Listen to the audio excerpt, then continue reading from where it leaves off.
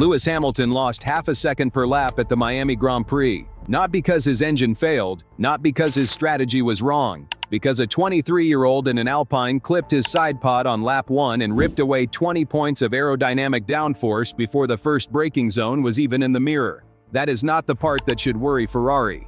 The part that should worry Ferrari is what Hamilton said afterward. 4 words delivered flatly, without emotion, into a Sky Sports microphone while the rest of the paddock was still processing Charles Leclerc's penalty. Just in no man's land. No frustration, no blame, no fight left in the voice. A 7-time world champion describing his afternoon the way someone describes being stuck in traffic. That tone tells you more than the result ever could. Because Hamilton does not use language like that when he believes the situation is temporary. He uses it when he has stopped expecting things to change. And if you have watched Lewis Hamilton long enough, you know the difference between a bad race and the moment a driver begins to disconnect from a team. Miami looked a lot like the second one. Here is why. Ferrari arrived in Miami carrying the biggest upgrade package of the 2026 season. 11 new components, a redesigned rear wing nicknamed the Macarena, revised floor geometry, updated side pod inlets. For the first 90 minutes it looked like the real deal. Leclerc topped practice by 3/10. Hamilton was 4th. The upgrades worked, then sprint qualifying happened. On the soft compound, Ferrari's advantage evaporated. Leclerc dropped from leading SQ2 by nearly 2/10 to trailing Lando Norris by 0.37 in SQ3. Hamilton fell to 7th over 7/10 off pole. That is not a marginal fluctuation, that is a structural collapse between tire compounds. Hamilton said it directly. He estimated he lost 3/10 on the straights alone because of a software deployment issue. 3/10 where driver input is minimal and the car's systems are supposed to do the work. The sprint race confirmed it. Hamilton fought wheel-to-wheel with Verstappen through the corners, then watched the Red Bull pull away on every straight. He finished 7th, 21 seconds behind sprint winner Norris. And then Hamilton made the decision that tells you everything about where this relationship stands. Between the sprint and qualifying, his side of the garage threw out the simulator setup. All of it. Springs, dampers, ride height. Everything Maranello had recommended during the April break, gone. Replaced with a configuration built from his instincts and Saturday morning data. The car that rolled out for qualifying was, in his own words, miles different from the sprint, miles different from Friday, miles different from what the simulator had told him to run. It worked. He qualified 6th, 3 positions better. The car finally responded. The balance the simulator had promised but never delivered was suddenly there, built not from virtual data, but from 20 years of knowing when a car is telling the truth. The question that should keep Maranello awake is why it was necessary in the first place. This is not a new problem. Hamilton flagged the simulator disconnect in February 2025, barely a month after joining Ferrari. The physical hardware is not the issue. The problem is the tire modeling software. It has been calibrated against 7 years of Leclerc's inputs and driving style. Hamilton's inputs produce subtly different outputs from the same system.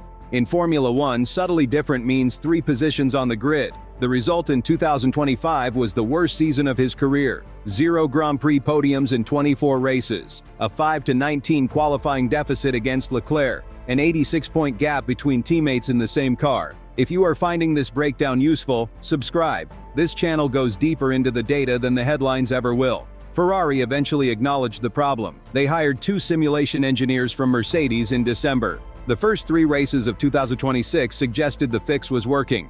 Hamilton scored his first Ferrari podium in China. He was matching Leclerc in qualifying for the first time. The gap that had been 2.5 in 2025 was virtually nothing. Miami was supposed to confirm the turnaround. Hamilton spent the entire April break in the Maranello simulator. Hundreds of laps, setup after setup. Then Friday evening proved the simulator had lied to him again.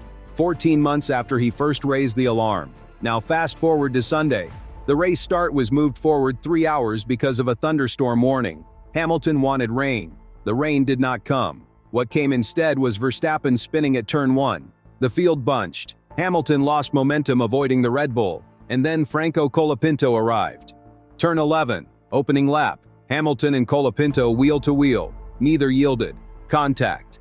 The Alpine tagged the Ferrari's left side pod and floor. Carbon fiber ripped away. Ferrari's telemetry confirmed 20 points of downforce lost within seconds. Race engineer Carlo Santi delivered the diagnosis. Damaged side pod and floor. Nothing they could do. Previously unseen footage showed Hamilton raising his middle finger at Colapinto as he passed on the following straight.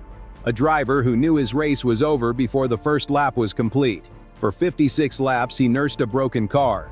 The damaged floor disrupted cooling. He had to lift and coast on every straight. Half a second per lap lost. Over a full race distance, that compounds to roughly 28 seconds of pure time gone from a single piece of contact. He crossed the line 7th. Then the stewards intervened. He crossed the line 7th. Then the stewards intervened.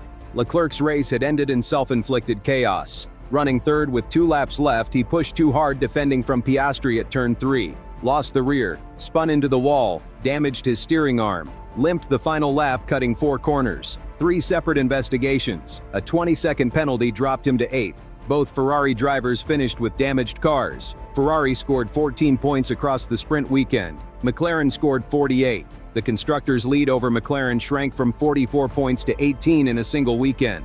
And the most revealing detail is not the damage. It is the gap between their words afterward. Leclerc was furious. He said he put a strong race in the bin. That is a driver who believes the car can win and blames himself for failing to deliver. Hamilton said he was in no man's land. That is a driver who does not believe the machinery around him will give him a chance. The championship numbers are brutal. Kimi Antonelli leads with 100 points after becoming the first driver in history to convert his first 3 career poles into wins. He is 19.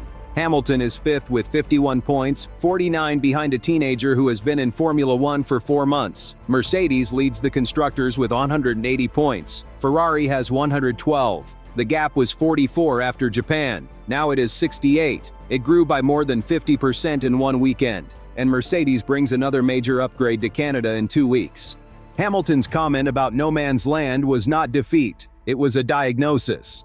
He is telling Ferrari publicly that the infrastructure is not delivering. The simulator is still broken for his driving style. The energy deployment still fails under pressure. The tire modeling that was supposed to be fixed by the Mercedes hires still produces setups that do not match reality.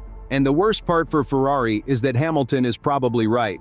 His 3 podiums in 2026, the qualifying pace that matched Leclerc before Miami, and his immediate improvement when he abandoned the simulator setup all point to the same conclusion. The speed is there. The driver is there. What is missing is a team that can translate his instincts into consistent performance. Vasseur knows this. He did not contradict the simulator criticism. Serra knows this. He hired the Mercedes engineers to fix exactly what Hamilton described. The tension is not about whether the problem exists. It is about whether the fix can arrive while a championship slips away at 68 points per 5-week break.